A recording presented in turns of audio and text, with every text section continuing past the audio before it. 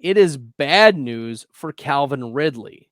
Some people were trying to clown me online because I put up a tweet that identified the differences in games played with Zay Jones and without Zay Jones by Calvin Ridley. So let me share some stats with you. This is pretty wild stuff.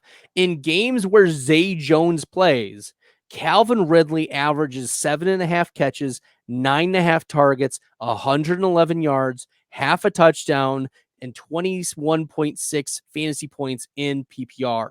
That's a top 10, top 8 weekly score. That's really good. He's wide receiver 6 and wide receiver 9 during those weeks. But in games that Zay Jones does not play, less than 3 receptions per game, just over 6 targets per game, 35 yards, a quarter of a touchdown, and less than 8 fantasy points per game in those games that Zay Jones does not play. It is clear that the game plan shifts and the targets shift and the reads shift from Calvin Ridley when Zay Jones is out, because Zay Jones is a respectable outside wide receiver. Who else is running outside routes for the Jacksonville Jaguars? You're like, is it like Tim Jones, Jamal Agnew? Teams aren't going to respect it. They're going to press. They're going to cover Calvin Ridley with more difficulty. And of course, it makes sense. But Ridley is the type of player that is more sensitive to stronger coverage. He is not the alpha, right? But when he is one-on-one, he can beat coverage, right? He can outplay the defense when it's one-on-one. But when the reads shift, that's why we want to be lower on Calvin Ridley this week.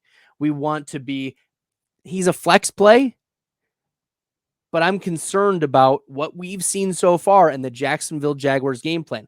But also from a macro view, I just mentioned I'm lower on Trevor Lawrence. It makes sense then that the number 1 receiver for the Jacksonville Jaguars, we should be lower on as well. So yes, I think we need to be lower on Calvin Ridley for this week. View him as a flex play.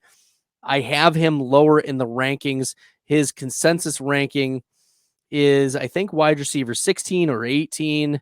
I have moved Calvin Ridley down to wide receiver 24. Yeah, he's ECR 16. I have him at 24, and he's finished outside of wide receiver 60 in 3 different games. Outside of wide receiver 60, and he was going like second, third round. And we've seen the upside. We like the upside, as I said, finishing as wide receiver 6 and wide receiver 9 in the 2 games that Zay Jones plays. But Calvin Ridley isn't even startable in some of those other games. He had 1 top 30 finish in games where Zay Jones didn't play. So with Trevor Lawrence's injury, with a low over-under, the over-under for this game is 40. It's not expected to be a very high-scoring game. Short week, injured Trevor Lawrence. Saints they've been a tough defense over the last few weeks, over the last few seasons. So at least a respect. They're not going to get drubbed at home. No. So Calvin Ridley is a flex play for you, but we have to lower the ceiling given the shifts that we've seen in game plan from the Jacksonville Jaguars when Zay Jones is not on the field. If you guys like the content, you found this helpful, make sure you guys are smashing that YouTube subscribe button, the red subscribe button.